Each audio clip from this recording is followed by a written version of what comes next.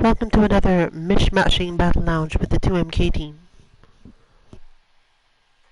We're likely to be a little quieter on the mic today as I'm still recovering from the cold. It was brutal, it was a serious battle, it was a heavy knockdown.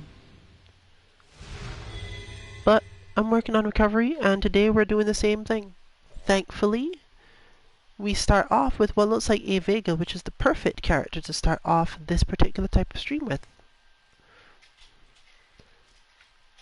Claw, Vega's range give so many different options on knockdown that don't necessarily mean I have to be in your face with pressure, while still having good combos off lows, command grabs, and other crazy things to add on to all of that.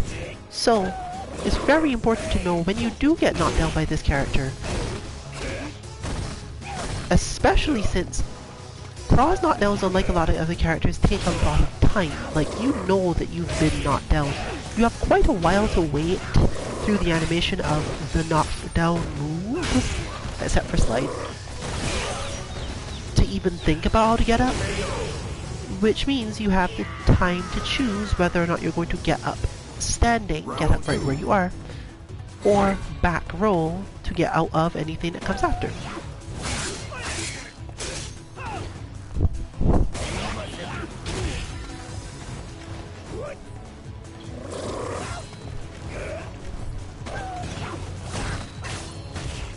So this player might be a little less prepared than we would expect, but we'll see what they do when they've adapted whenever. But you can see right there, you have a lot of time to think about this. The only complication is actually that he can slide into certain combos, or has other combo extenders, but those are even technically hit confirms of their own. If you've been hit by a different extender, then you're in the air even longer, and you just know you're not going to recover yet. You could even input the one for the first knockdown, fail it because you still got hit more, and then just put in the one for the second knockdown. You don't care. Most of the time, if you have an uppercut character, you want to recover backward. Simply because it gives you more chance to have your uppercut spaced correctly, instead of having to worry about anything else.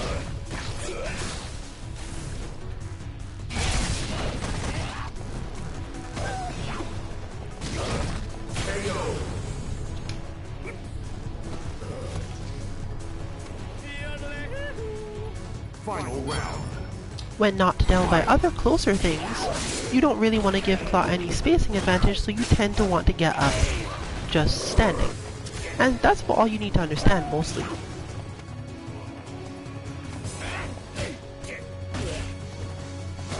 So this player is playing the standard keep away Claw game, which our bots do tend to prepare you for pretty well. What it doesn't prepare you for is the absolute, like, mind-numbing slowness of the matchup that comes out of it. So you gotta be ready to, you know, sit there for like 20 seconds of your opponent running from you. And don't lose your cool, or you are gonna get killed eventually, simply because you have too much to worry about. So keep on working on getting those anti-airs right, understanding what your opponent's probable game plan is, and that's about it. A player who is constantly moving further away from you, the main thing you need to do is not get too greedy. Like, you're already beating them, so just keep on doing that. Necali wins.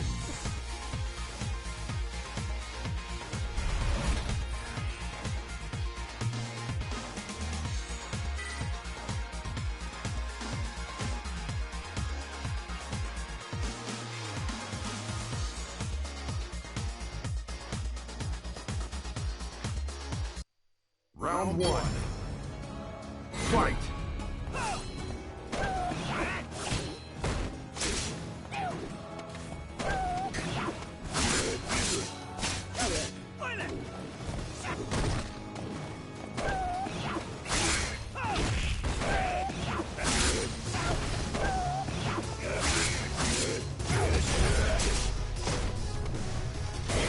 Though it's definitely starting to look like there needs to be much more clawbot training done by the wolf side, as these are all basically reactable. but you have to understand each one. Round 2. The bot is programmed to mostly do one more than the others, but the better you get at stopping that one, the more likely it is that the bot will do the other one. This is not particularly requiring you to have really great inputs either. Fortunately, the bot just generally works for the purpose. Unlike some of our others where you have to be pretty precise, our claw bot mostly just works, as long as you input the one that suits your character. Which is probably the hardest part.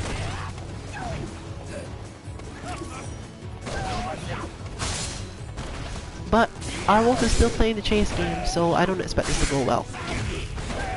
The whole point of Claw as a character is that you can't control them, so everything you attempt to do of this type just becomes you getting torn apart slowly.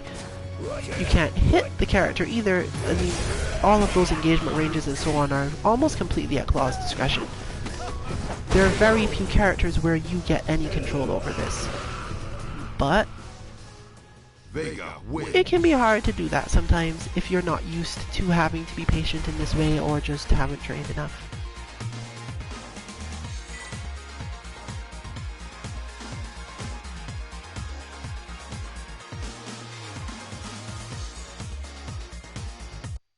Round 1. Fight!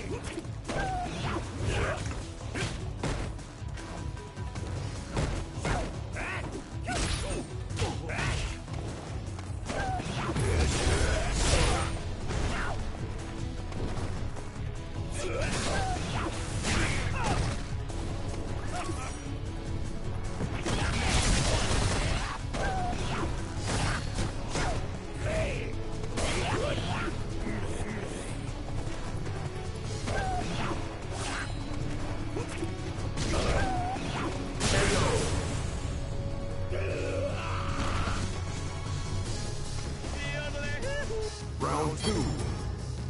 Fight!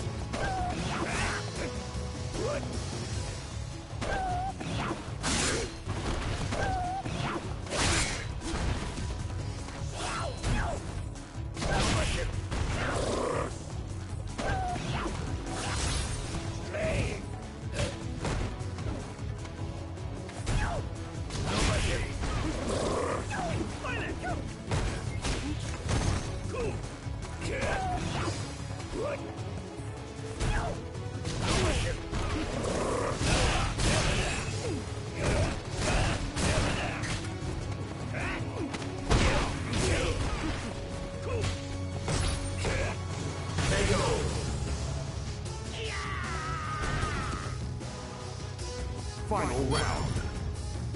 Fight!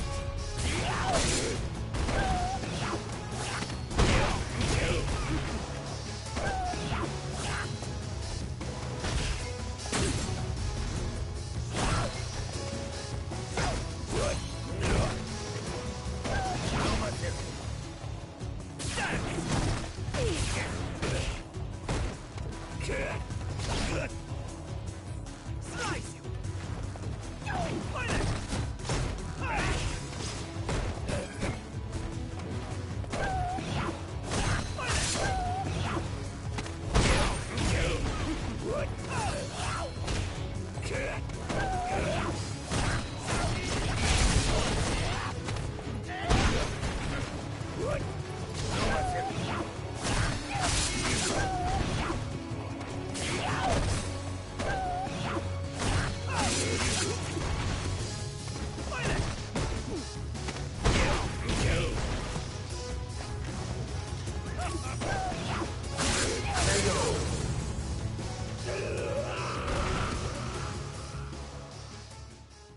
Ninja wins.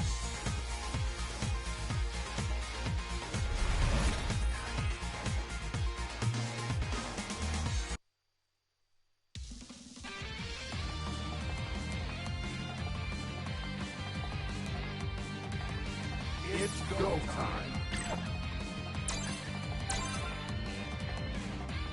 Let's do this.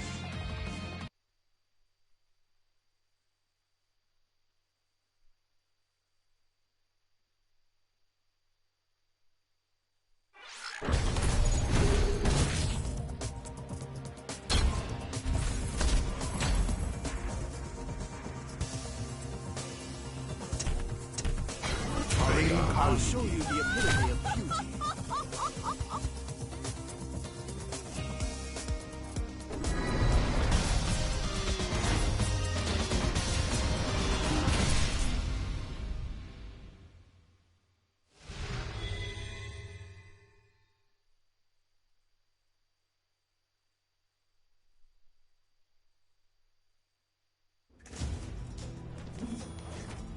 Round one.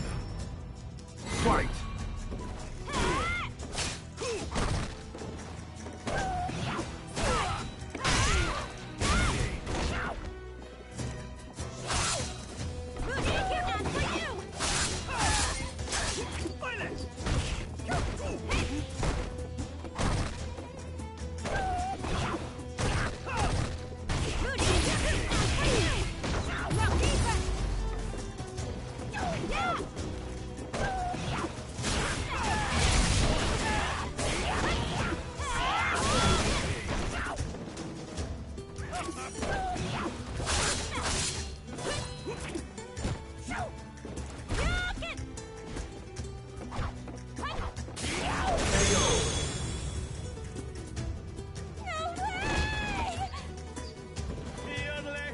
Round two. Fight!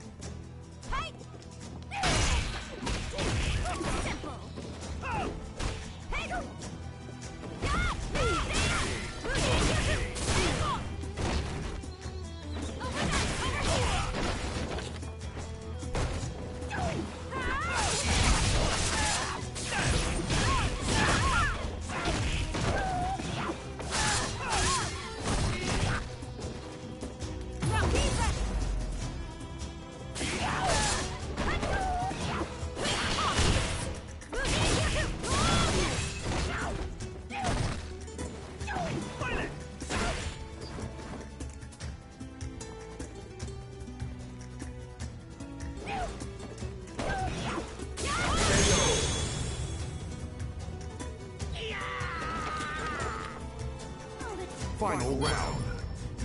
Fight!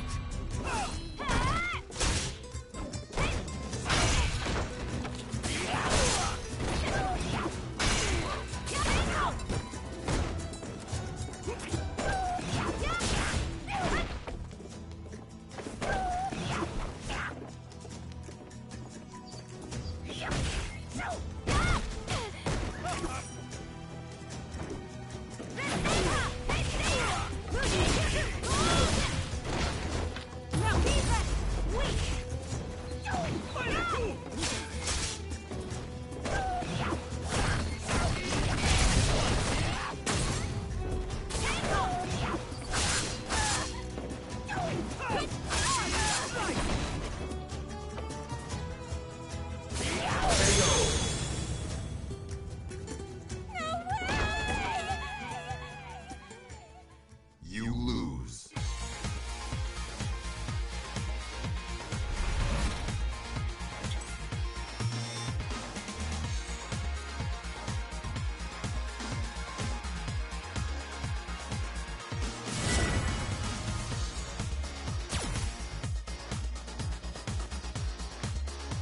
Round one. Fight!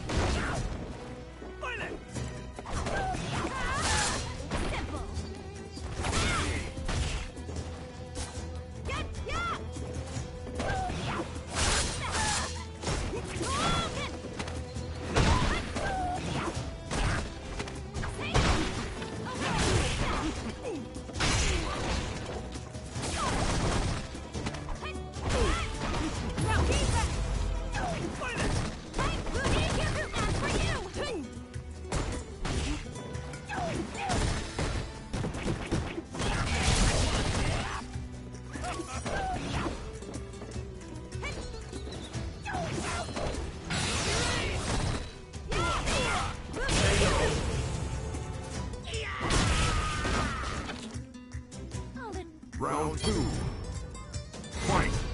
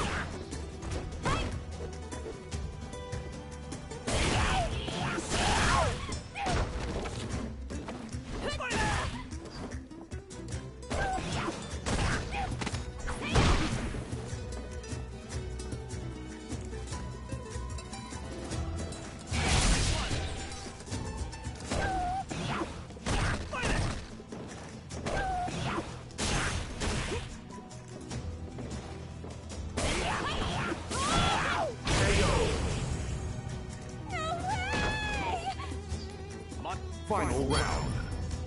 Fight!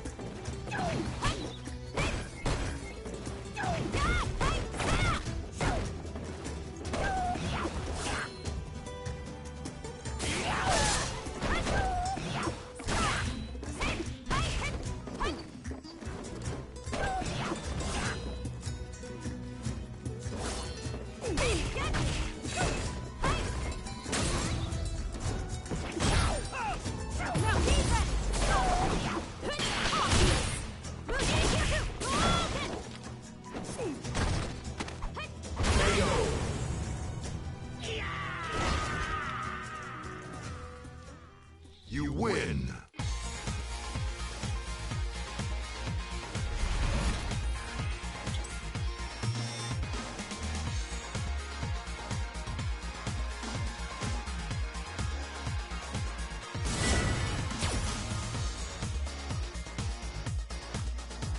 Round one.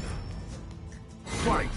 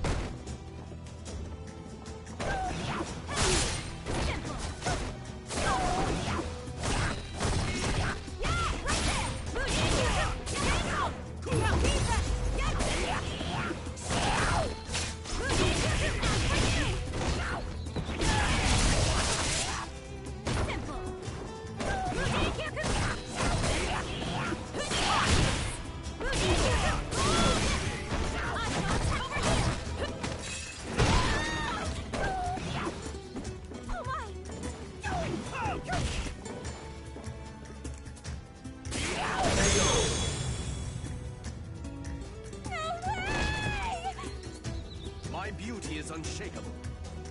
Final round. Fight!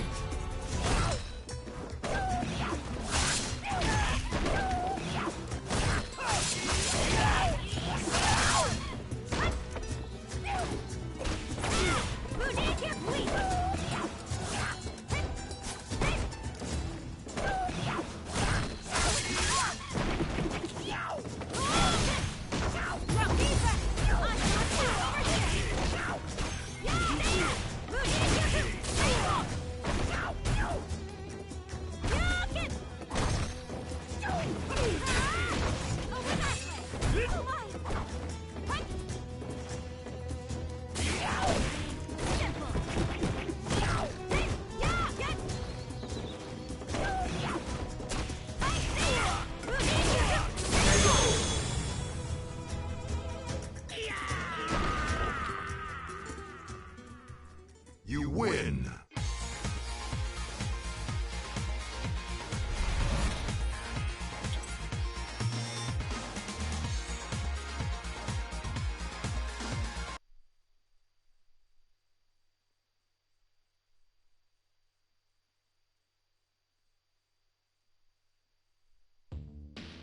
It's go time!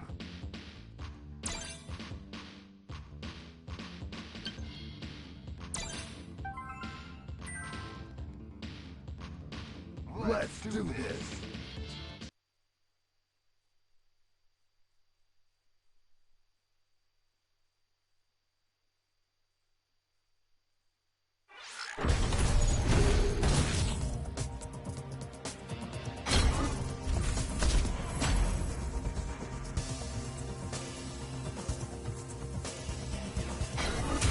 Kanzuki.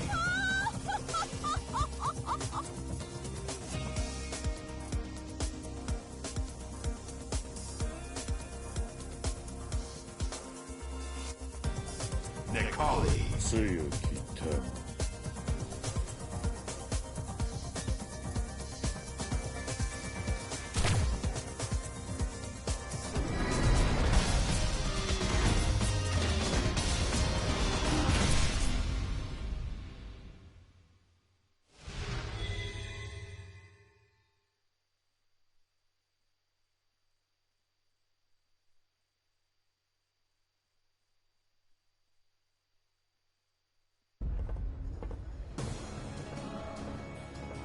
I'll show you the divide in our class.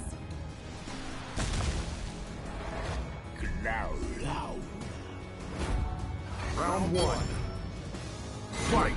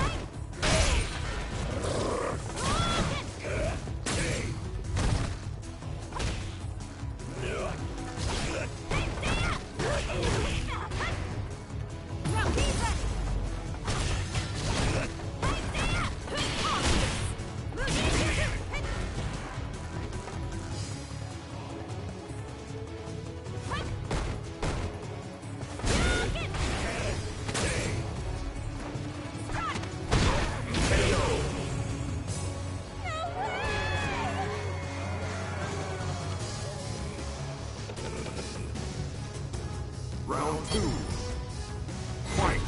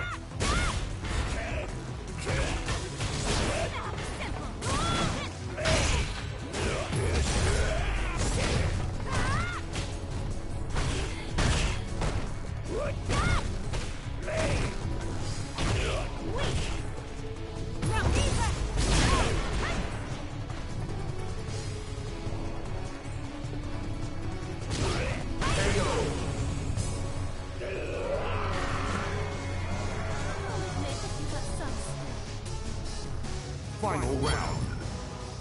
Fight!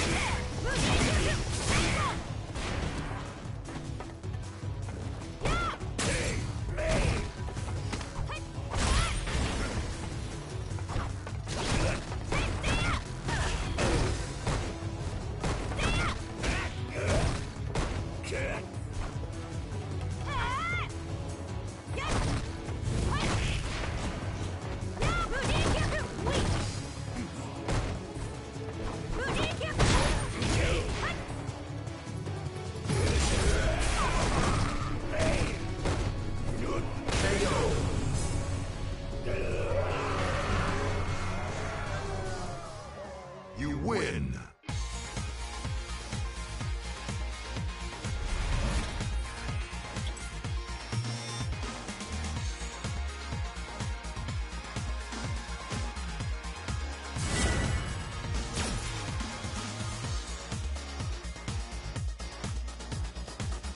Round one.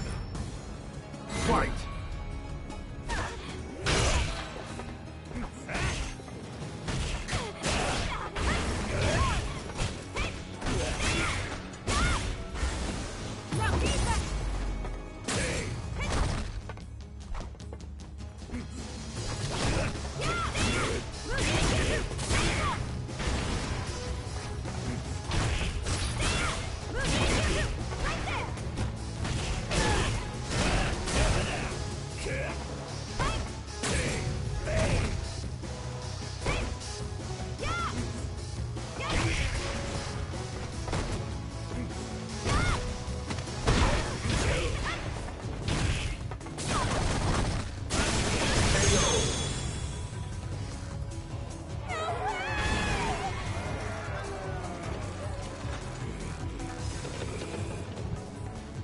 Round two. Fight!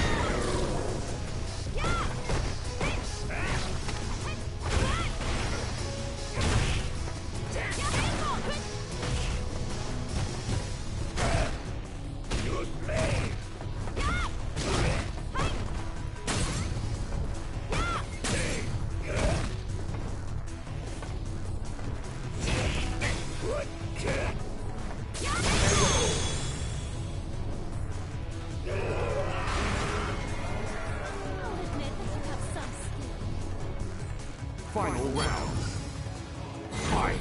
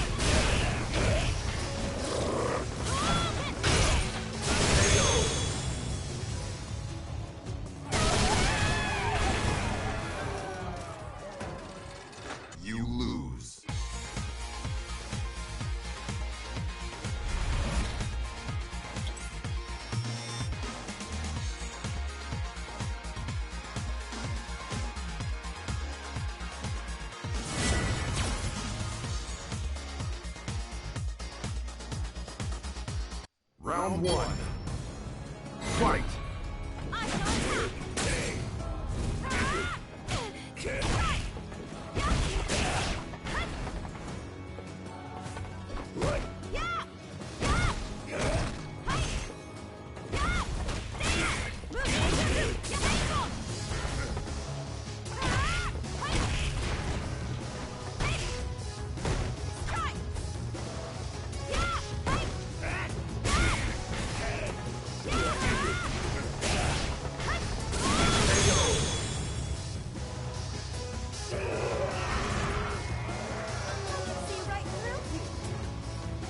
Round two. Fight!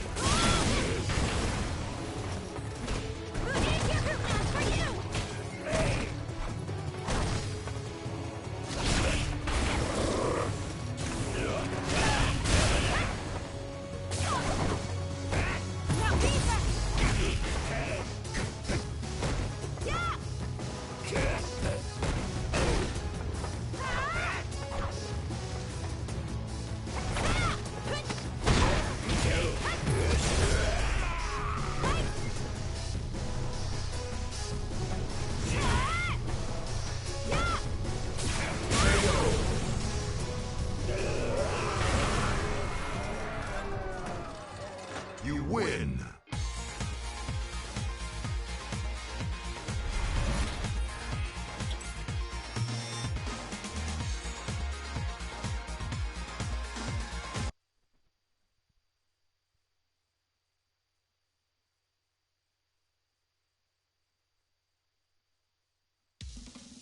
It's go time!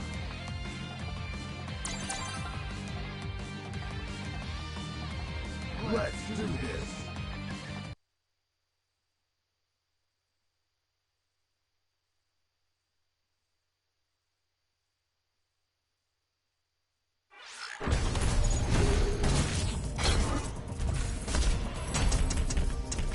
Cammy, I'll be on guard.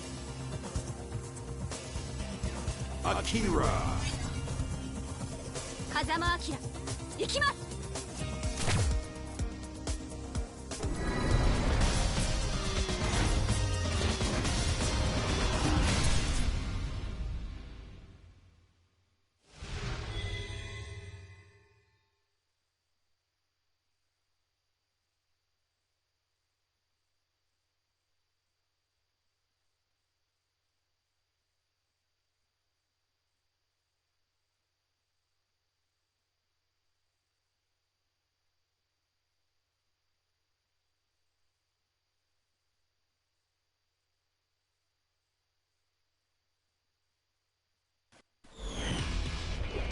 round one.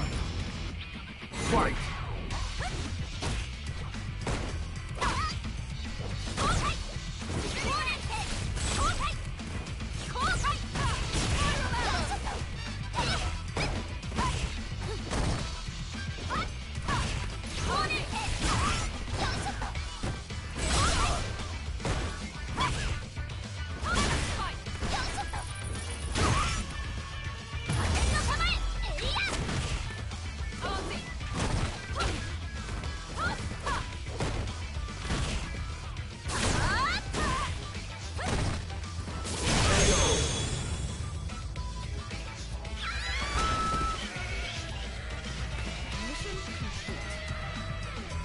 Round two.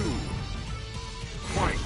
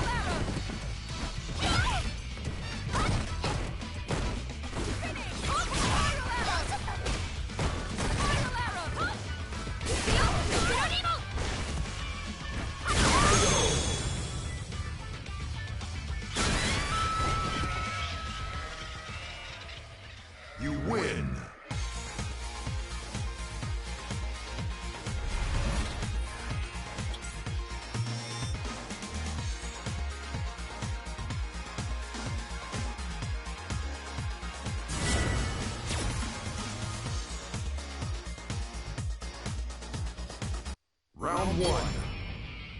Fight!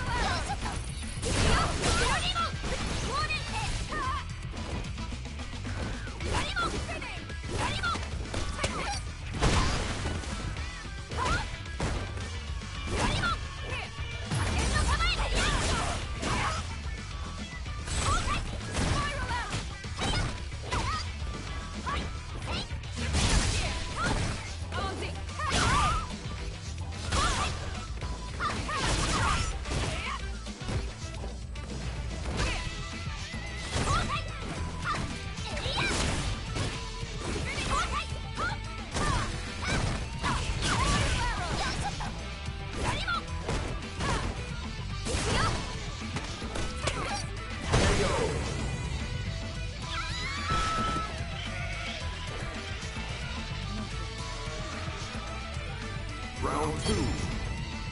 Fight!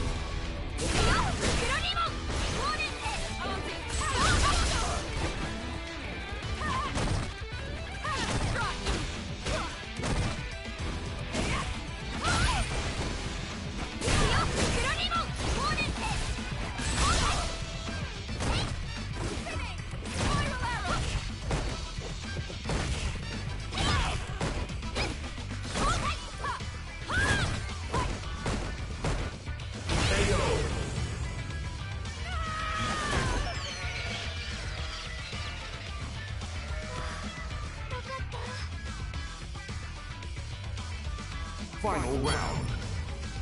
Fight!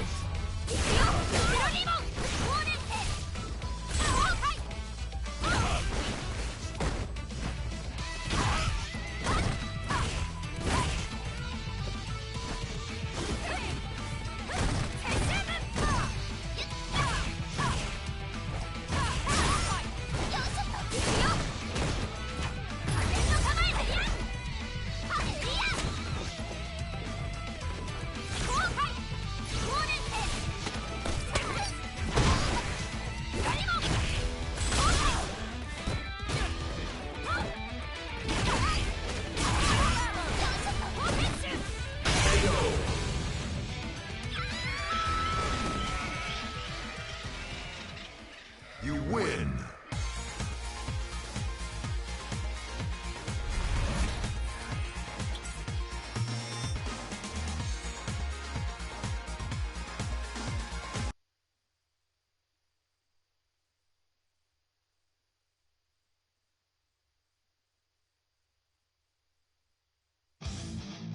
It's go time!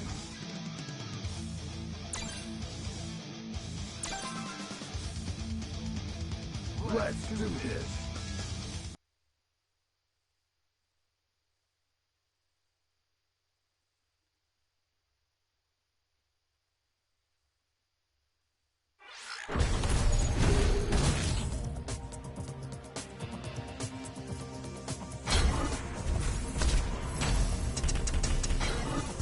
I'll be on guard.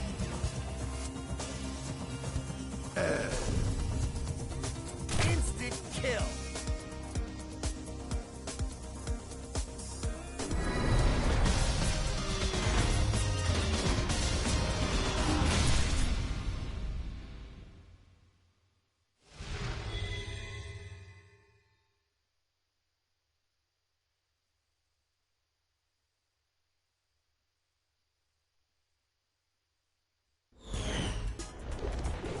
Round one. Fight!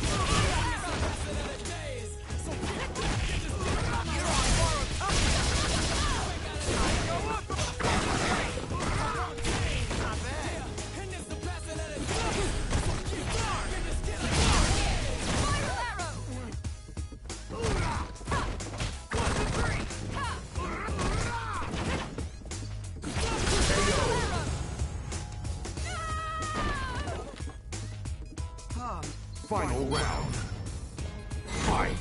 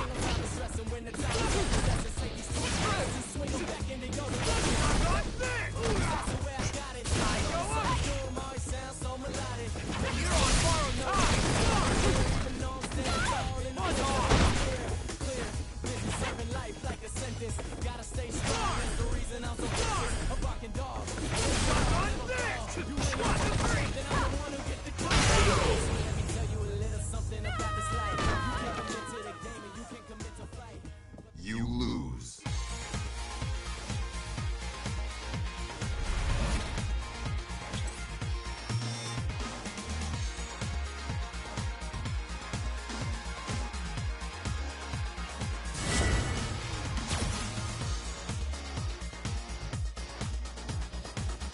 Round one.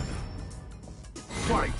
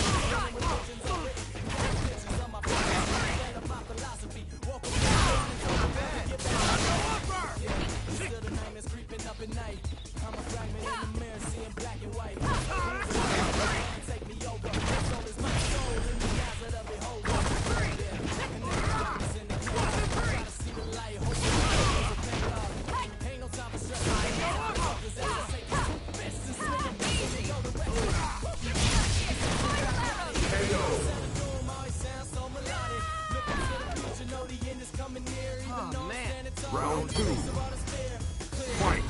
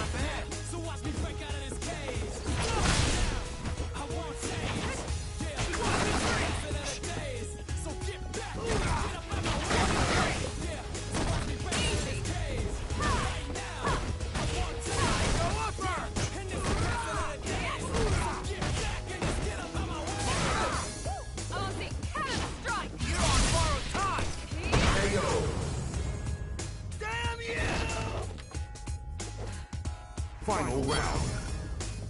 Fight!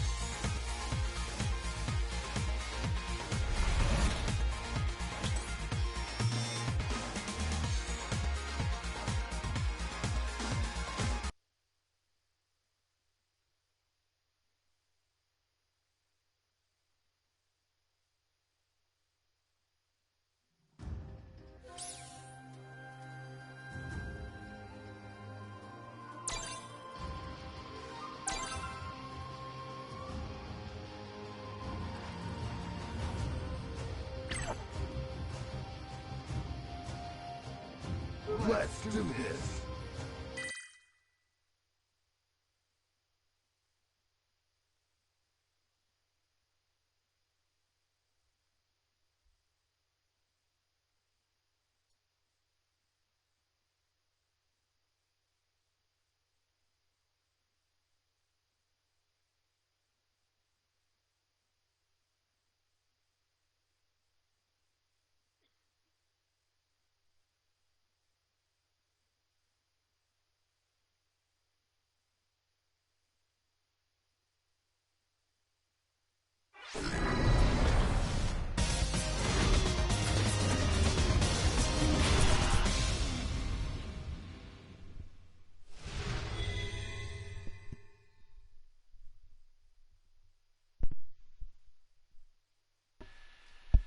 I feel like we do not see this matchup so often.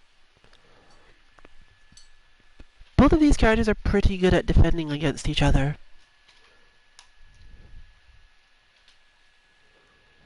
And I think what I've normally seen is that their interactions involve a lot more throws than you might expect. Necalli does have some options for avoiding Ed's Psycho Upper as an anti-air. And similarly, Ed has multiple ways of getting to Necalli's, let's call it bad side, by jumping instead of finishing pressure strings.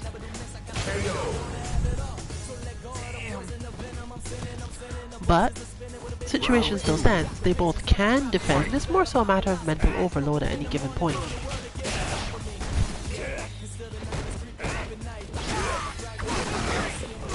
But in the mid-range, where they're just standardly interacting, I wouldn't expect to see a lot of full hits, a lot of problems people are having keeping the other one out of their space or defending.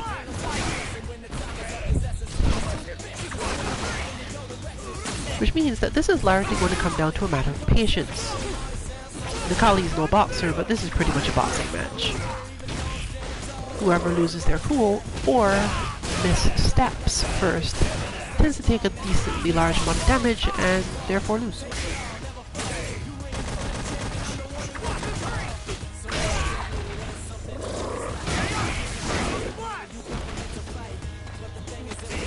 This is exacerbated by the fact that overall, they both have fairly long startup moves that are easy to read and react to.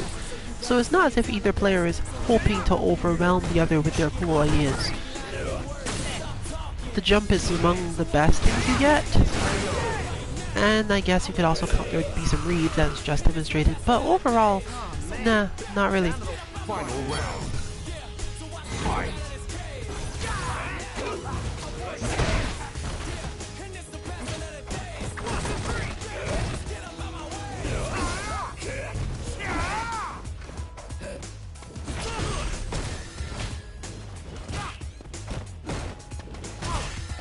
Interestingly, there we see one thing that Ed probably shouldn't do in this matchup. Retreating from Necalli too much. Assuming the Necalli player doesn't actually just jump and give you an easy anti-air, is a pretty bad idea. Necalli gets so much more out of mid-range buttons than Ed gets out of mid-range buttons that it's not necessarily beneficial to Ed to give that much space between. Particularly because, regardless of what else you're doing, Necalli's V-skill helps a lot in this matchup. Either V-skill will do. So, giving Necalli space to freely do this move, given that Ed doesn't really have any good ways to stop them, isn't necessarily great.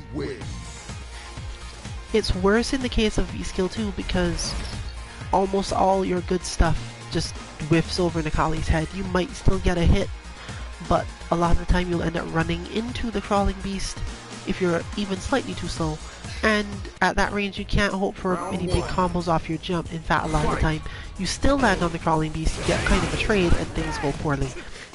So in general, don't retreat too much on Ed when you're fighting against Necalli, at least not until you're a really seasoned player and have a good reason why you're doing this. You're giving up a lot of advantage that you really don't need to give up.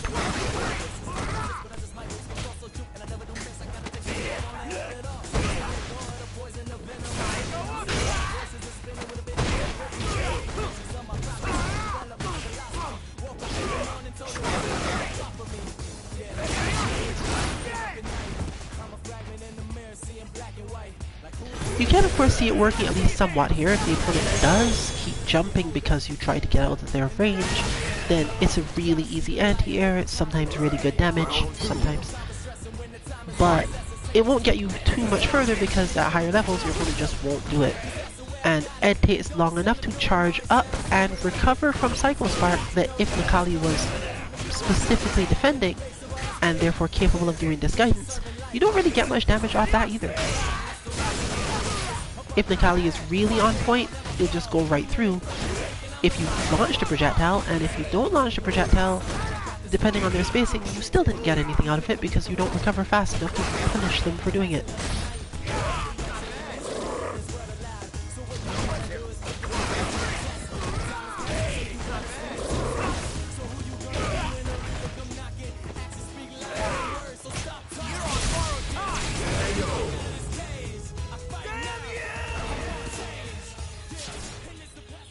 Necalli wins.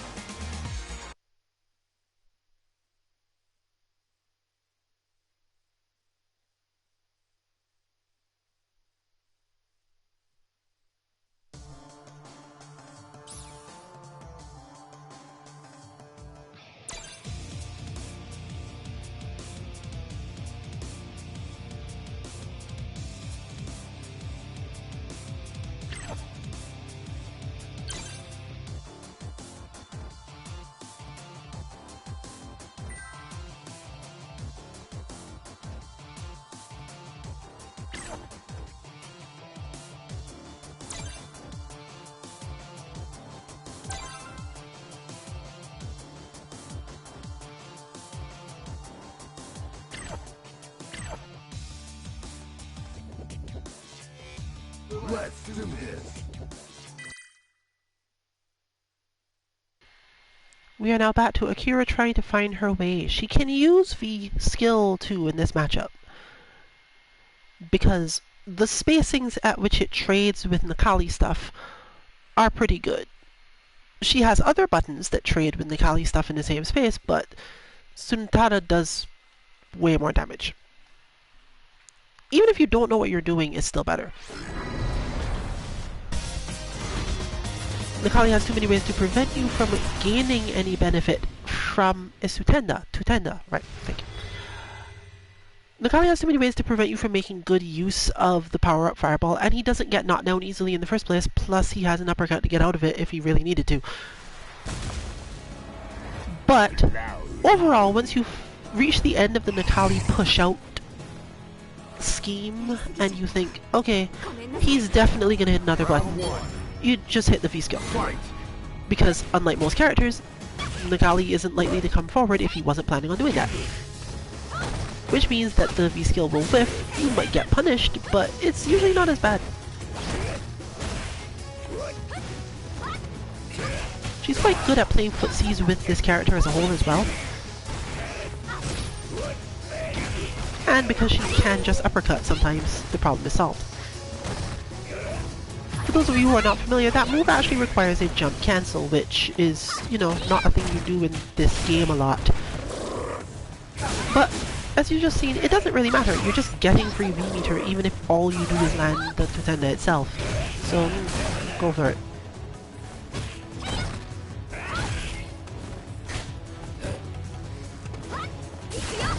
Similarly, the fact that Necalli has to slightly fear you doing it means that you could just not worry about all the stuff that follows after the normal Necalli block string.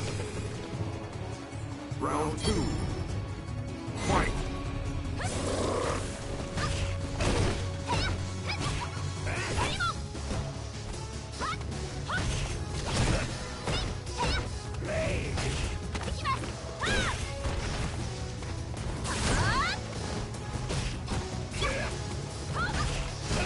To be honest, we're still working out whether or not Akira has any shimmies that are quite good enough to set up the situation. And there you see it demonstrated. Yes, Necalli can react and punish that and be ready for it, but there's so much stuff going on at that point, nah. You can take the risk at least a couple times. and therefore it's better than having the other V skill where you don't get anything. If you are an Akali player, therefore, if you're facing the Akira bot, you might want to specifically have her use Tutenda as her functional V skill, because the rest isn't really going to do much, and you benefit from learning to recognize that move as quickly as possible. Unfortunately, it is unlikely to help you, because, again, Akali's pushback on buttons is so good that even if you hit a button, you won't always necessarily get anything out of it. It's one thing, a block Tutenda is easy to deal with, you just hit heavy kick. I believe you hit heavy kick, it's quite slow and very negative. But if she whiffs it, then you have to ask a lot of questions to yourself about how fast am I actually reacting to what is going on here. And if you don't know that you're going to make it, then she has a lot of leeway.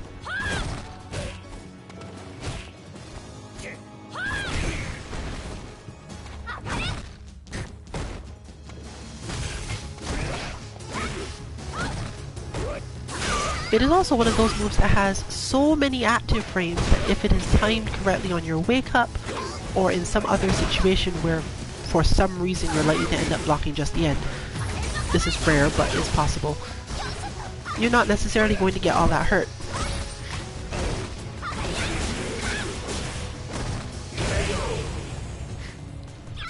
And since Akali is one of those characters where if you use her heavy punch and get in close and get blocked, will then take advantage of it, there's some benefits to you.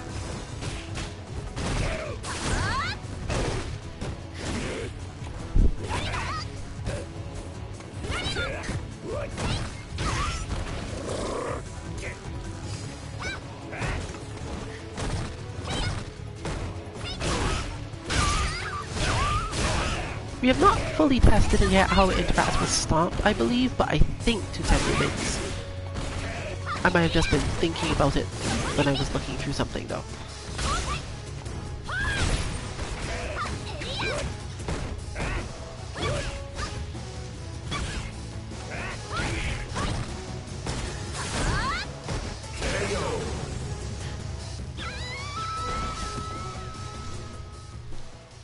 Akali wins.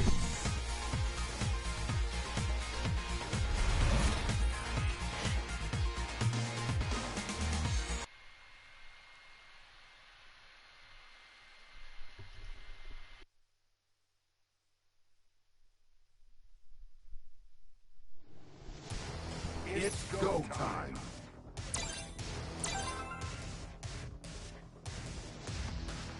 Let's do this.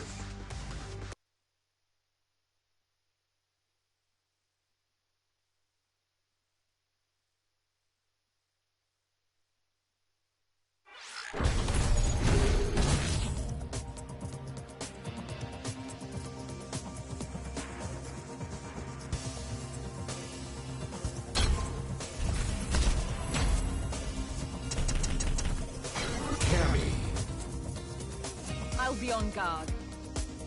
Akali.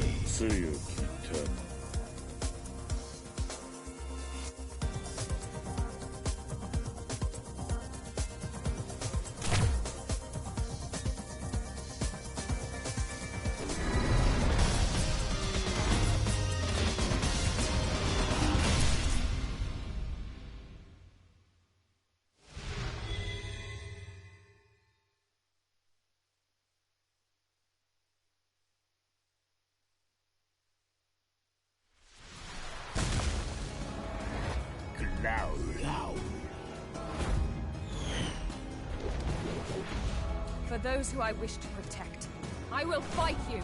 Round one. Fight. Auntie, cannon strike!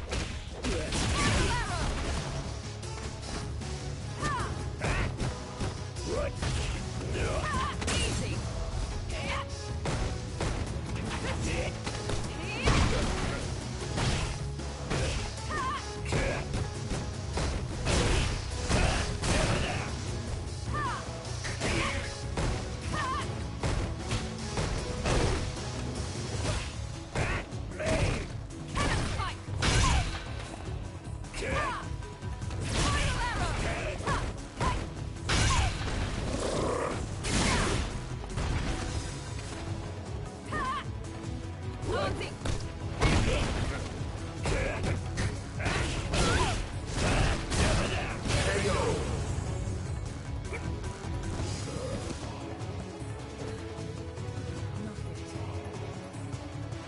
Round 2. Fight!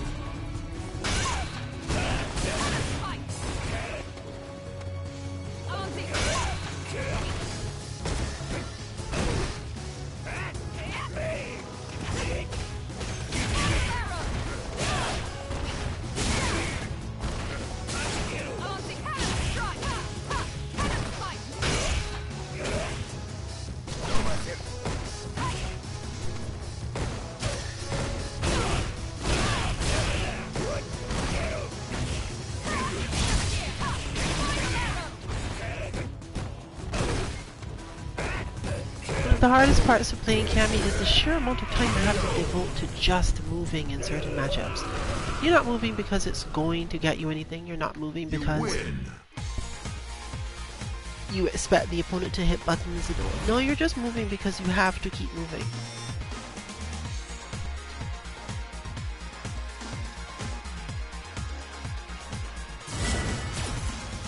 Because she only has good options when she can mask her most obvious attack patterns and then still use them. Fight!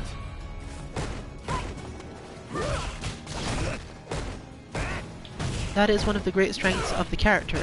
She is so generally safe in her standard attack patterns that she can move around a lot, try to make it look like she's trying to open you up or something, and then just not. Just do the same thing she always does and make you block. The idea is that you will eventually get tired of blocking. But you can't really do that much about it. If you've decided, I want to start doing something about it, then she can do more things. And if she's spaced well enough and you're not paying a lot of attention, even the crazy stuff she will then still get away with. It's what made her considered top tier for so long. Obviously her buttons were also better, so her pressure mattered, but that pressure came up when you won neutral. And she still wins neutral. She wins neutral primarily by just doing whatever she feels like. And unless you are absolutely on point, she will get to do most of it.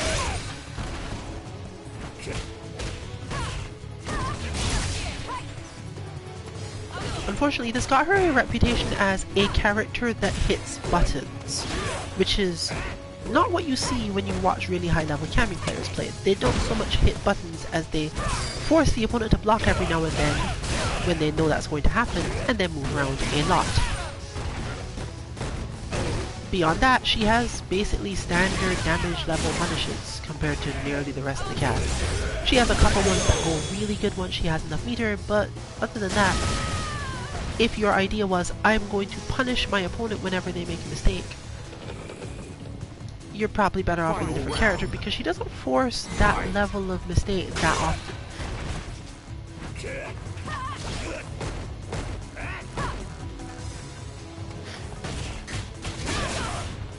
So if you are going to play Cammy seriously, especially in matchups like this, you have to practice your movement a lot. You can't leave yourself too open most of the time, and you always have to be ready to do basically just that. Of, okay, you have hit a button, I am moving around, and now I'm going to literally cannon spike because it has nice long range and we did a thing.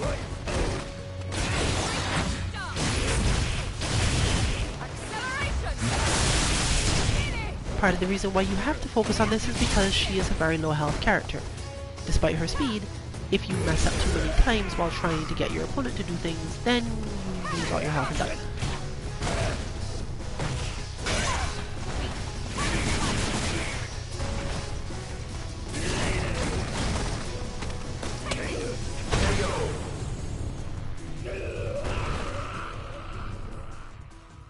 You win!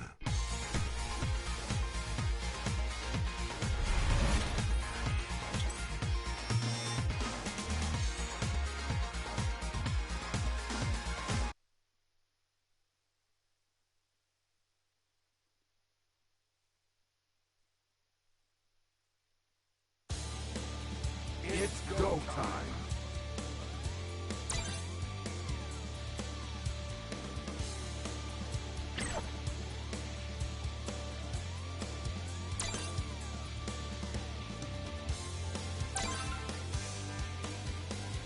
Let's do this!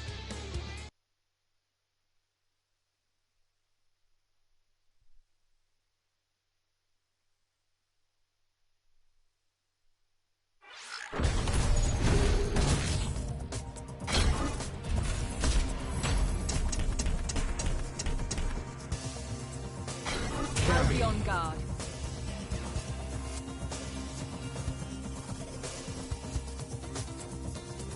Bison.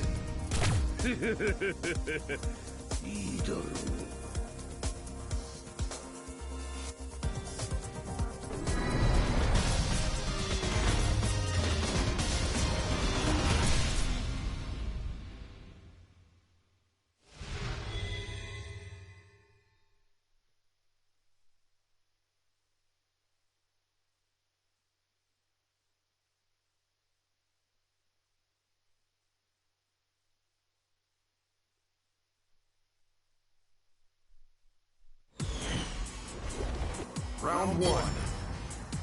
Fight!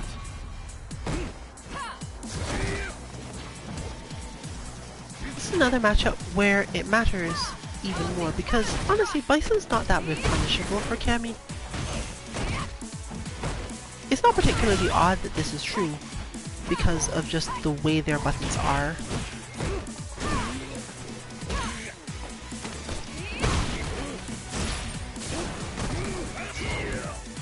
But Bison is a lot more throwable. This isn't to say that this should be her main game plan at pretty much any point, because that's just trying to wear down an opponent that doesn't care too much.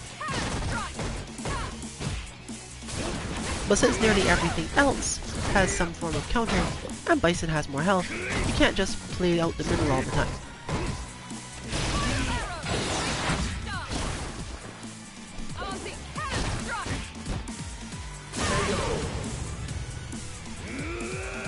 What you can count on is that while Bison does definitely have quick normals that will check Cammy's activity, there's also a lot of stuff where she can just hit buttons.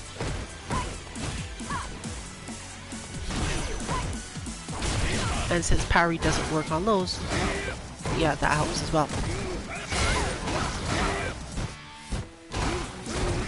Mostly what Cammy wants is to make sure that Bison is not getting to hit buttons forever, and for this she mostly just has to backdash occasionally. She can also try some really executionally difficult instant jump dive kicks, but I wouldn't recommend them most of the time. If you have the life lead, don't dive kick, you just dive for no reason. But if you don't have it, you might need to, because Bison is definitely not going to be in the same mental state most of the time. You could find a Bison player that still plays aggressively, even when they have the life lead, but you might not care as much in that position.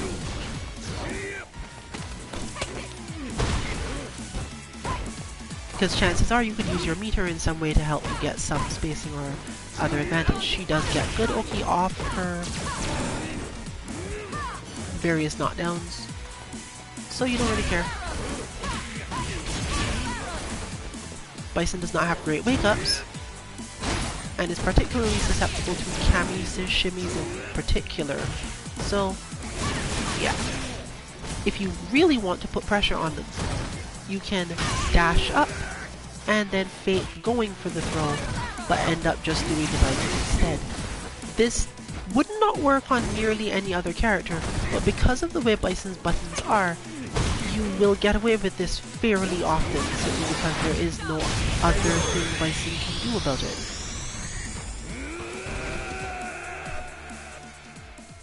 You win!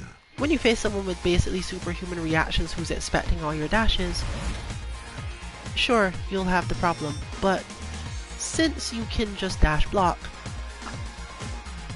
against those people and sometimes still even get the throw, or at least the throw tech, in which case you just reset to continuing, Round one. it can get tedious to the Bison side. Fight!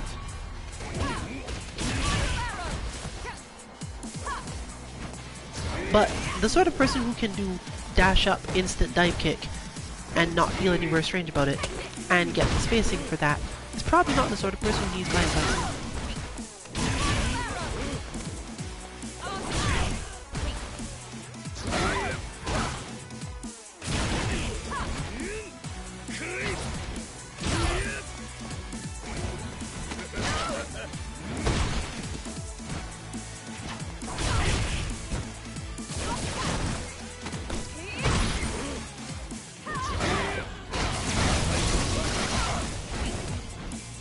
There you see what's usually a decent substitute for that whole thing. Just spend the bar to get the EX hooligan into dive kick. You don't even need it to be EX, actually, but obviously EX is likelier to get away. You're more likely to get away with it.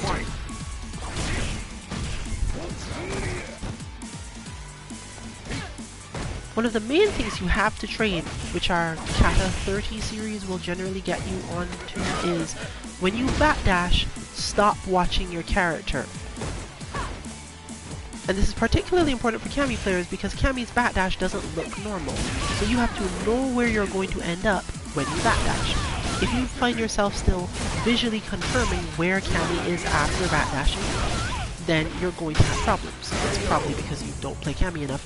But if you choose to, you have to keep it in mind. This is common for nearly every character, but characters like Cammy and Juri who have weird animations for their backdash and don't always seem to end up standing where you expect them to afterward are particularly bad if you aren't really practiced. Round 1. Fight!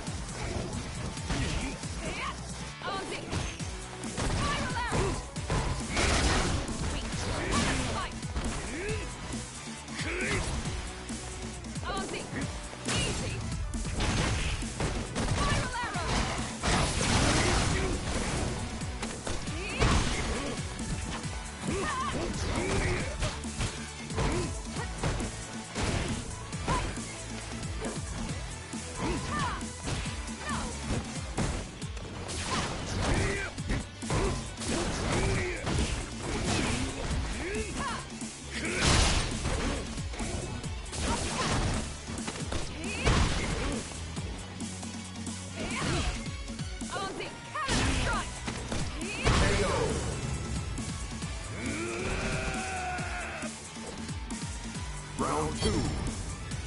Fight!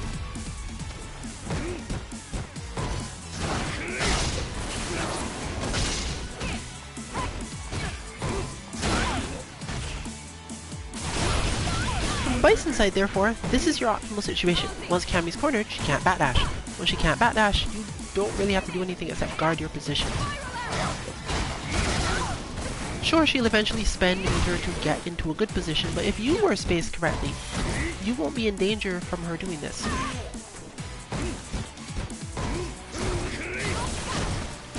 There you go, see? You just end up at where you started, more or less. That happens about 75% of the time, I would say.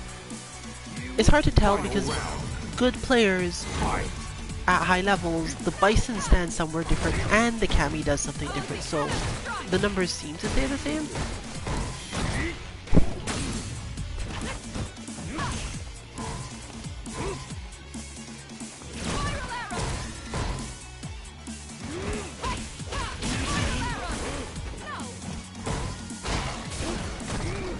For similar reasons, as Cammy, you don't actually want to push Bison too close to the corner because you don't get that much out of it. All you are doing is risking being put in the corner yourself too often. Which then costs you meter, which then costs you damage, which you can tell your best goes.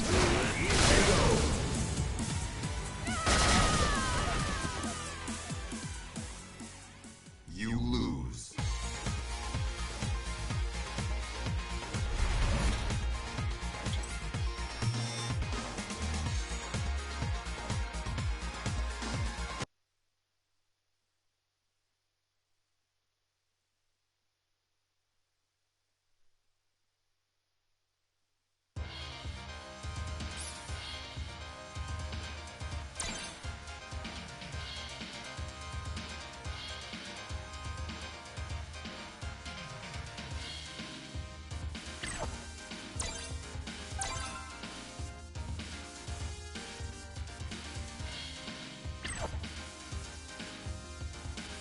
Let's do this.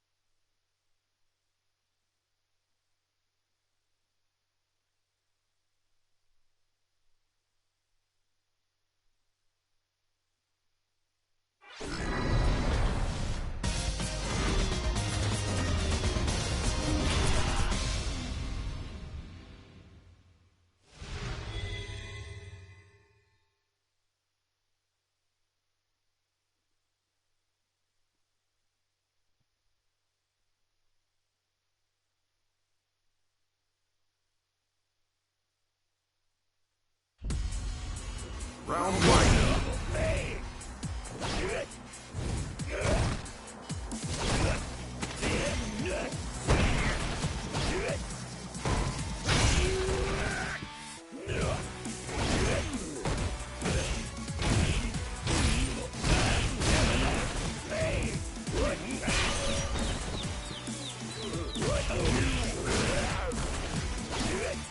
Bison's slow walk speed means that there's a lot of suffering from that whole Necalli controlling the block strings thing because Bison's parry doesn't work on lows. And while Necalli is not really going to spend a lot of time hitting lows, you can't exactly do a lot about it. Without V-Trigger 1 active at the time, Bison also can't just dash through buttons, which is actually a completely valid way to deal with Necalli pressure after a point. But here you have Hell Warp, which is barely functional for this premise. Specifically, it's functional because Necalli's push out means that the last hit in Necalli's string, Bison will fade back out of the way of it. But this is not true for every string, so you have to kind of learn which ones do this and which ones don't, and where you were in the beginning of it. Final round. A quick rule of thumb is that if you did Scissor Kick and got blocked, you can do Hell Warp probably after Necalli's second. Now, this does not mean this is a good idea to do, because Necalli will obviously also just wait for you to do this, but if you find yourself facing a player who just keeps on advancing with buttons, after you have put yourself in a situation like that, yeah, you can Hell Warp out. It also again helps to have your V-Trigger active, just so you can dash through Necalli buttons.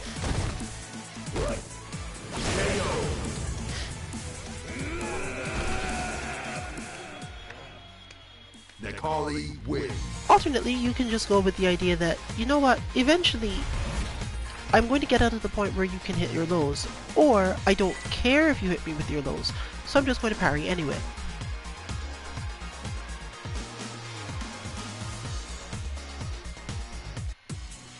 Round one. But the easier method is definitely to hit Scissor Kick, then deal with things with Hell Warp, and then not be there anymore.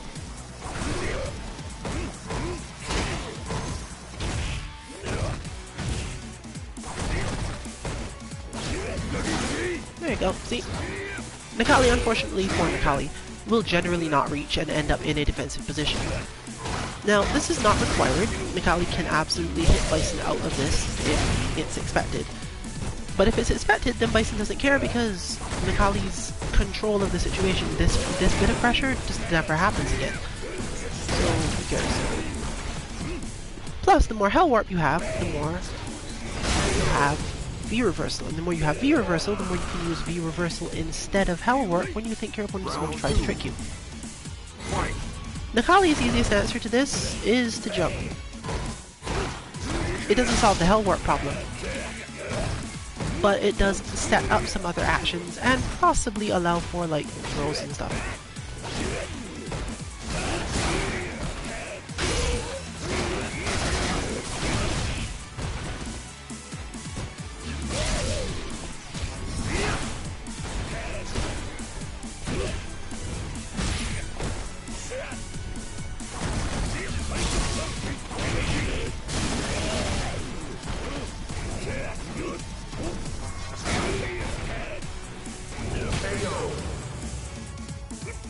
And as you can see, for various reasons, Necalli is a very high accuracy character, and being able to just teleport through Necalli strikes to the entire other side tends to mess with his flow a lot.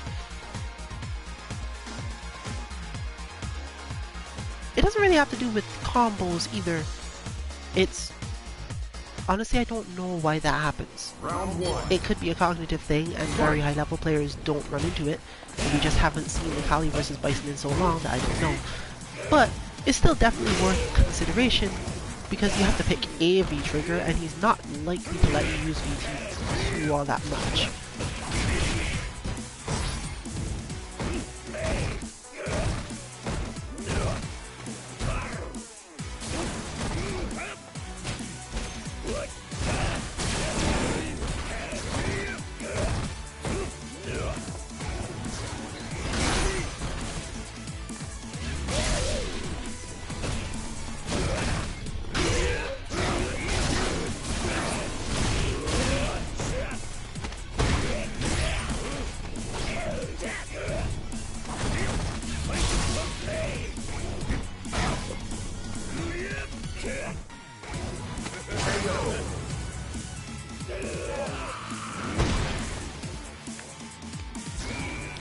Plus, if a character is trying to hold charge for any reason, or even just the player is conditioned to try to get to their charge point, it makes throws at least a little bit easier.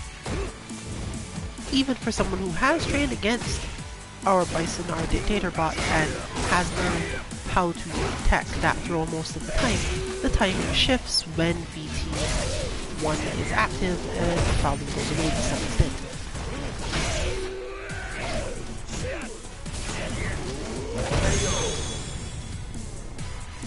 Bison, unfortunately, unlike a lot of characters, actually jumps too far to make use of Necalli's other weakness, basically that you can jump when you think Necalli is going to do certain advancements.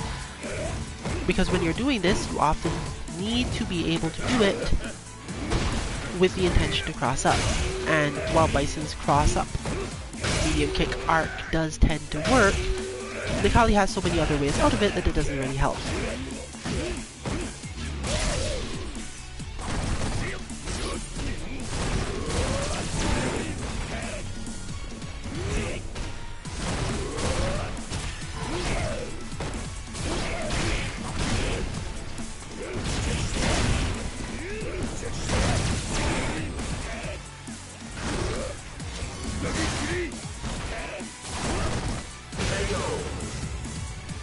Unfortunately, it looks like we saw a little less hell work in general.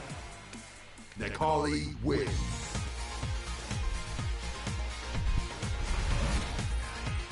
But there weren't necessarily all that many option times for it, so...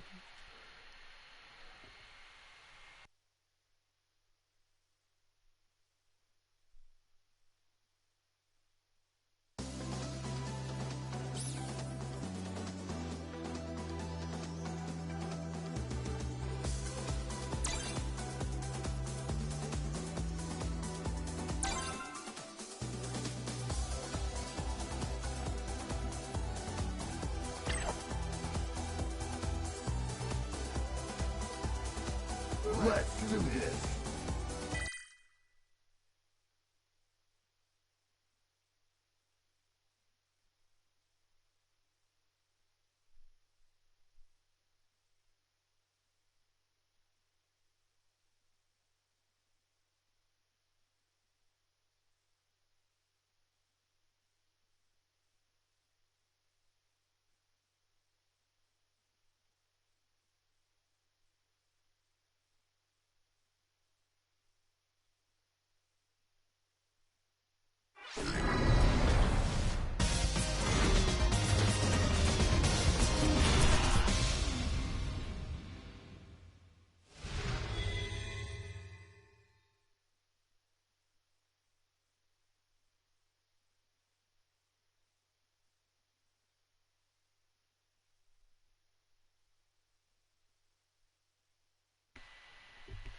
As mentioned previously, the Tusendai does basically the same thing.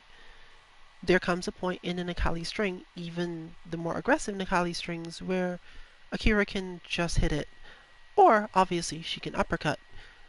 Or, well, rather, what is her quick kick called? I should check it out. But do the equivalent of what we call uppercut. Round one.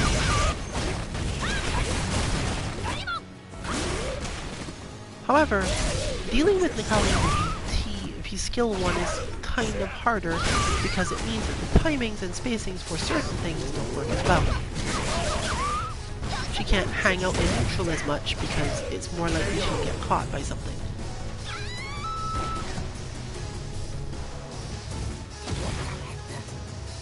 Round two. Fight.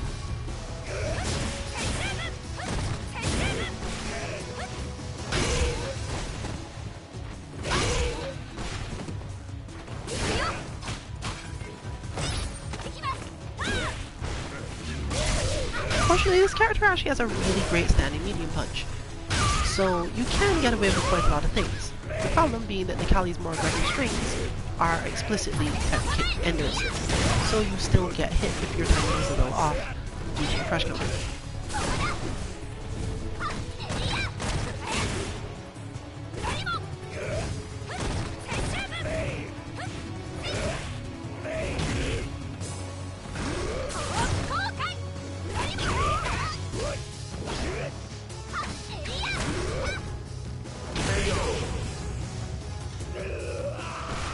She does, however, have quite the advantage in mid-range, with a really strongly lunging heavy kick, a decently lunging medium kick, and her forward heavy punch, which is among our best buttons in this matchup if the opponent isn't hitting the button themselves.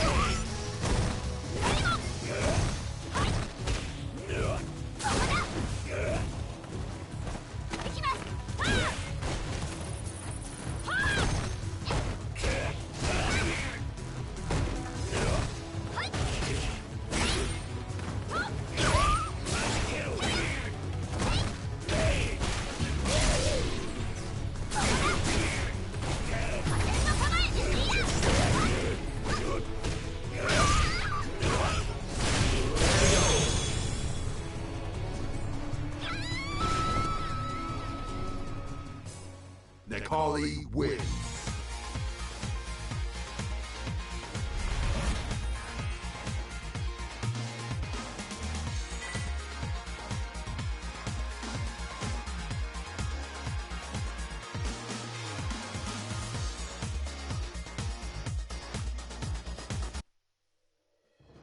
Round one. Fight!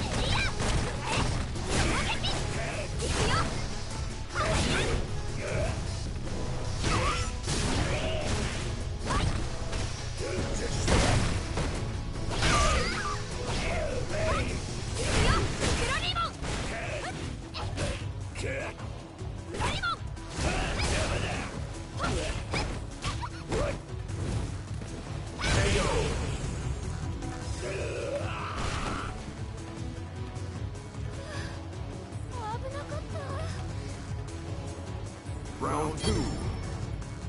Fight!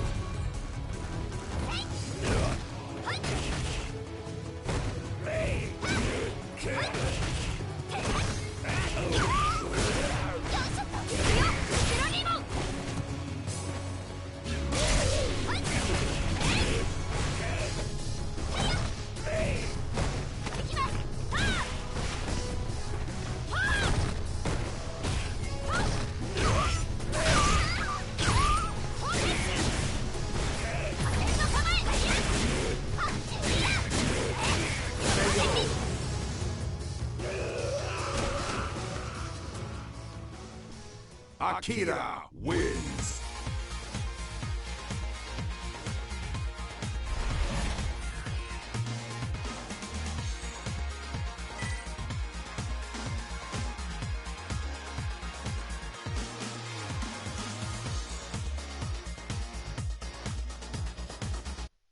Round one.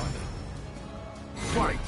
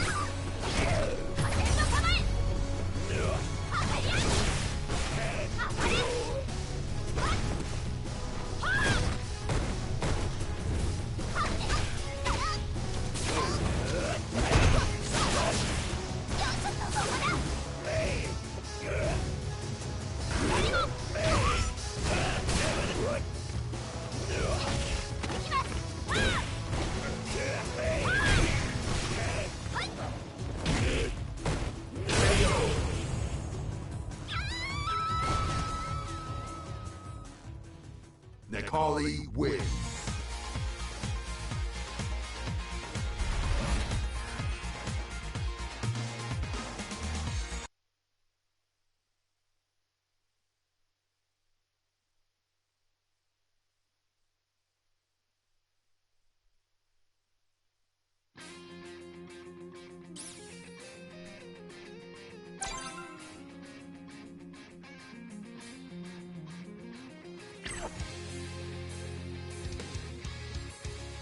Let's do this.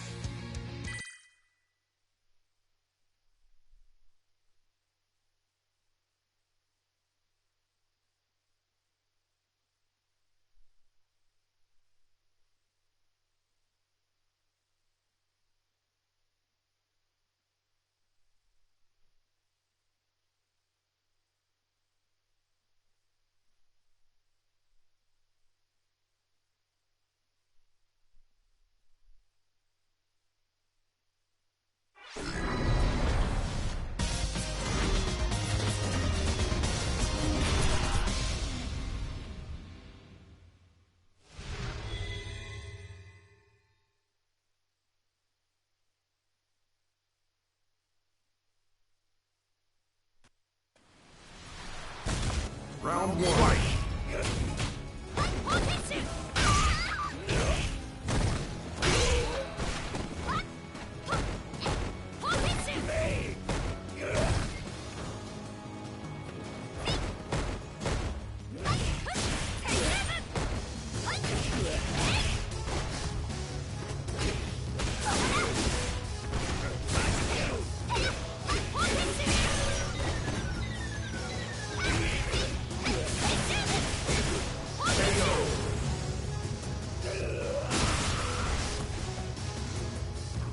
Round two. Fight.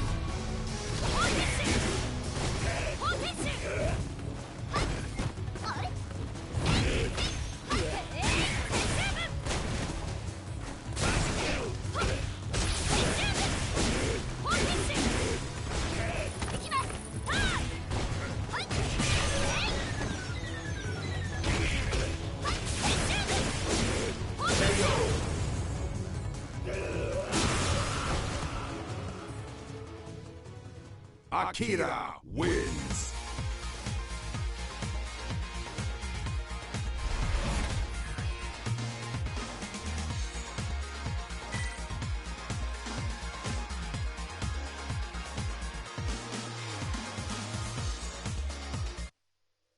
Round one. Fight.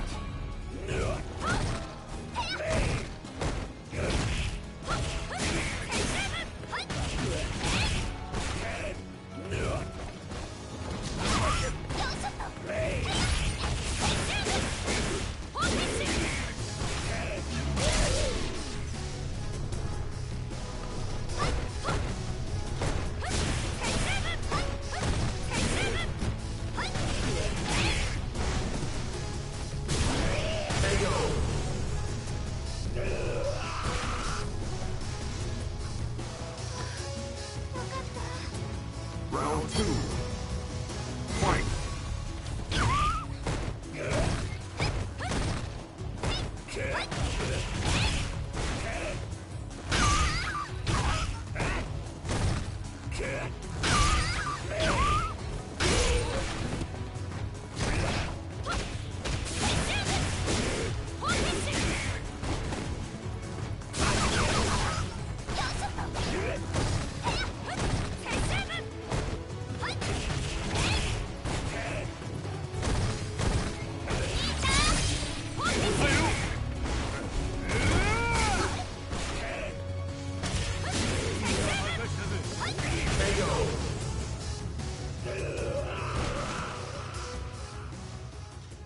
Akira wins.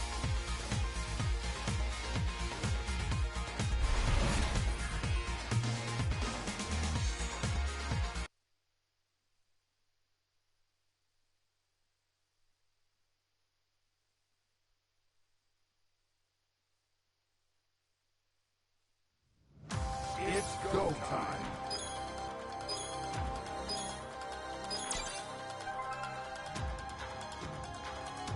Let's do this.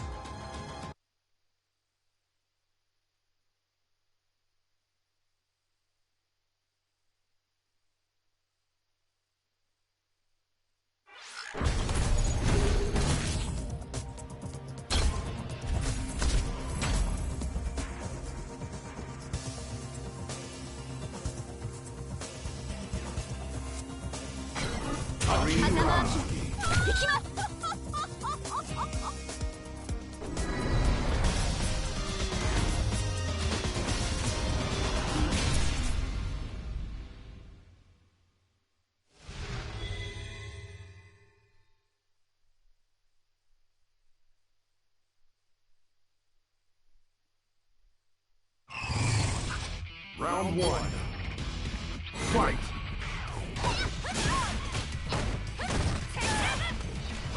This is going to be rough because our Korean player does not like to be forced to do nothing. And Akira is very good at forcing you to just do nothing.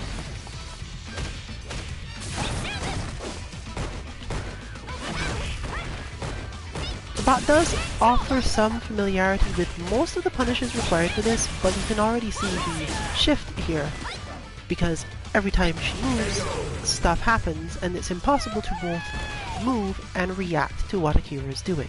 Round two. And normally I wouldn't say that because it's like, well, that's just when you get... No, you can't do it. It's like one of the main things that the high level players have been talking about. If you are in motion and Akira starts to do something, chances are you can't do anything about it, even if you could recognize what it was. If you have an uppercut, you have some chance. But unless your uppercut covers about as much space as Ken's does, you probably still don't.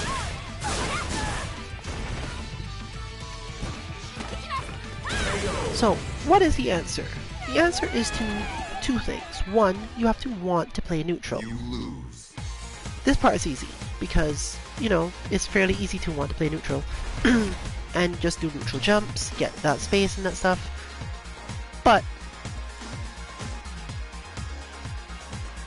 you also need to make sure that when Akira is moving, you are more so watching for where you think Akira will end up than trying to get your own hit in. And for this, you generally can't stand too close to her. You also have to think more carefully about what happens when you two have an interaction that neither of you wins. Because again, Akira is going to move. She's fast, she has lots of options, and Karine, while she has quite a few of them, she can't track Akira's movement as easily.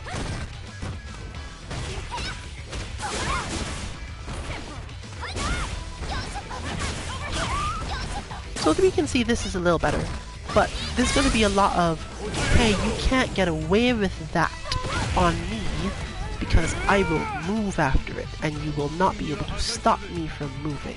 Round two. Karine can deal with this by just basically randomly parrying in all these situations, but either you see it again, moving forward and hitting a ton of buttons when you don't actually know what your opponent's plan is, will basically lead to this sort of thing. Once Akira gets control, it's actually not that hard for Karine to get out, as just demonstrated, but you have to spend a lot of time thinking about it. Do I just block the thing? Do I get to hit buttons? Probably not. Do I get to decide what happens next? Again, probably not. You blocking is not immediately a sign that you get to do more things.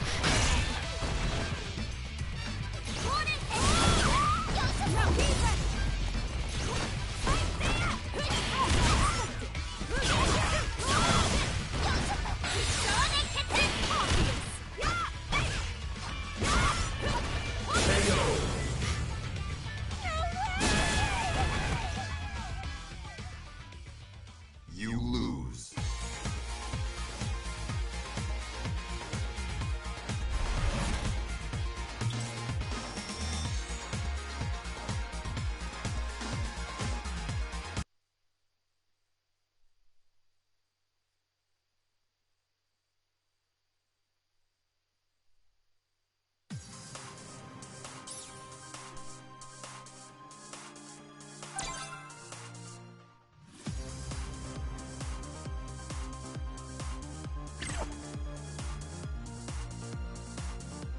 Let's do this.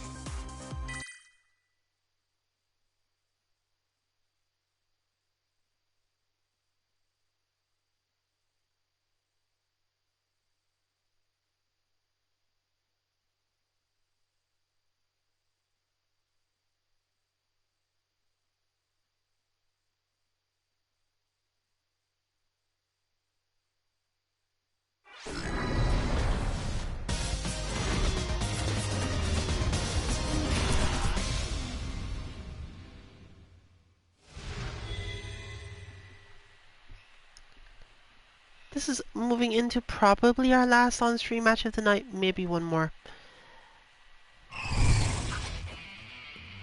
Just Fine has had probably enough time with Akira Bot to know where to not hit buttons.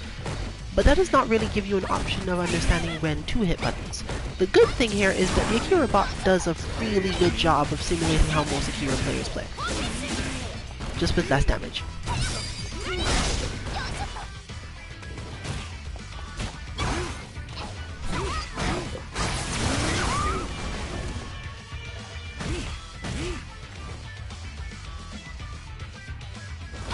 Bison benefits quite a lot from crouch medium kick in this matchup, but only when there's no charge, which is kind of annoying because before that would have been a big deal. Now it's sort of fine because crouch medium kick apparently combos into Inferno now, because I guess almost exactly this reason, I guess. Probably someone realized, oh, this is going to be a thing, we're going to need this. Because of the strength of Bison's medium kicks, Akira can't actually approach that easily in neutral and often has to jump, so you can spend a lot more time focusing on the anti-air or the parry rather than worrying a lot.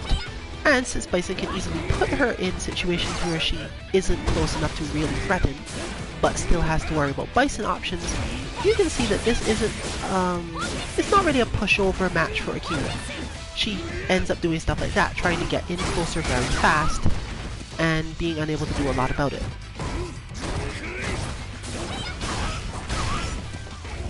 She's also one of the more susceptible characters in the game to Bison's head stomp and EX head stomp, really, because she spends so long in the animations for her moves that she doesn't recover in time to block being stomped on. Final round. She also has a very straight up style uppercut, meaning that you don't really get a lot of that either. Sure, Bison will get hit if you time it perfectly, but if you weren't looking for it, or Bison tries to do something tricky, then you still miss. Honestly, it's probably the best use of energy in this matchup, in terms of EX meter.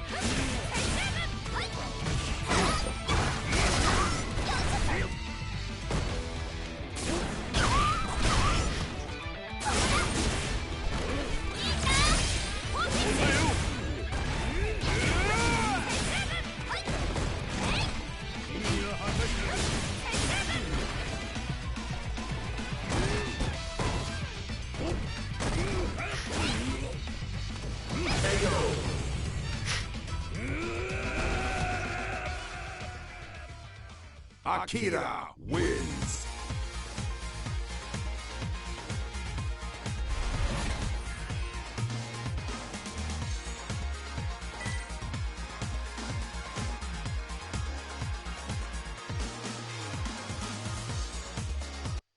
Round one.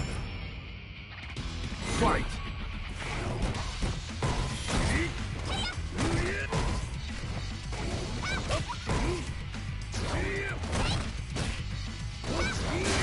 Akira's best option is to find the right space at which to hit her heavy and medium kicks, because these moves advance her just enough to make things confusing for Bison players, and aren't terribly whiff punishable. Plus, they do allow for knockdowns that will lead to some problems on Akira's side. So you get a little bit out of it.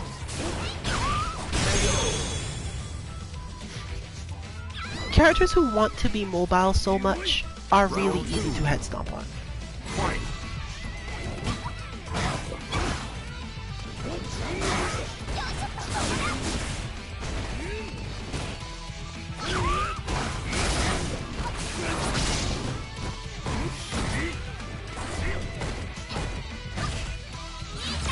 And because the head stomp will often get Bison out of other situations altogether, it tends to be fine.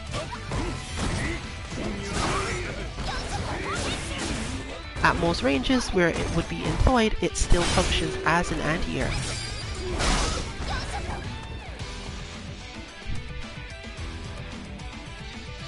Okay, I guess they've given up.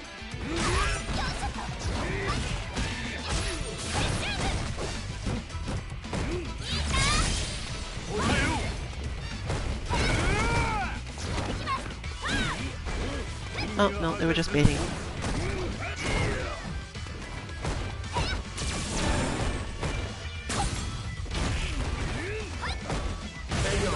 Didn't work in the end.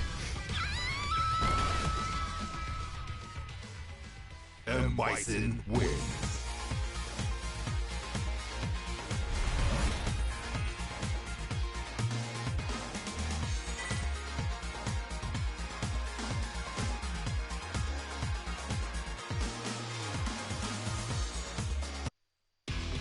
But it looks like we are going on longer, and the player does have a different flow, i.e. they do seem to back off after a while now, so the matches are likely to take somewhat longer.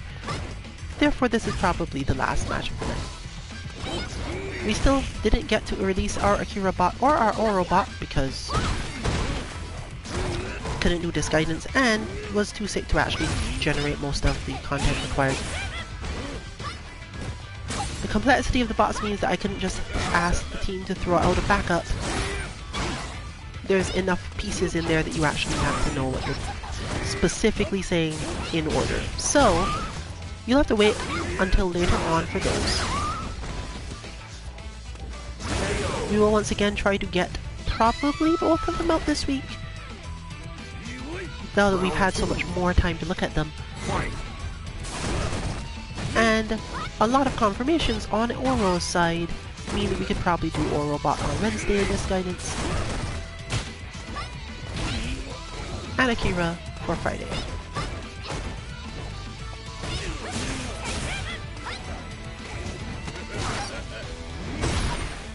You can find the prototypes, which didn't really need much changing. The problem with the prototype data is that it doesn't tell you all of the little nuances you need to actually get inputs perfect. But if you're familiar with our bots, you can probably figure out which parts need to be shifted around. It's mostly timing stuff. You can find them on our Twitter 2_MK_FGC as always.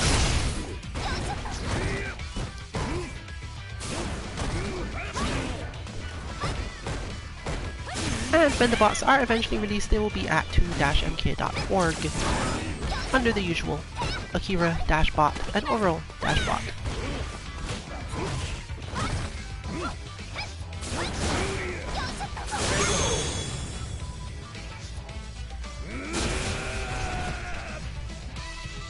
Final round. Our Twitter will of course also contain all the information on our streaming, to let you know whether or not we're actually going to get those out.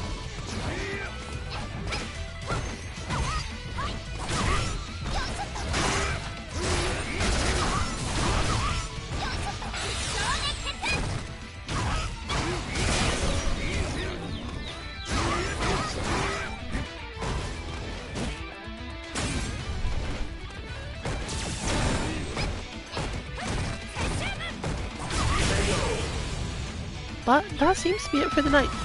The lounge will probably stay open for a while, so you can join us if you want. Hopefully I'll be back to 100% by midweek for these bots. But this has been really in 14 2MK. Good luck with your training and good night everyone.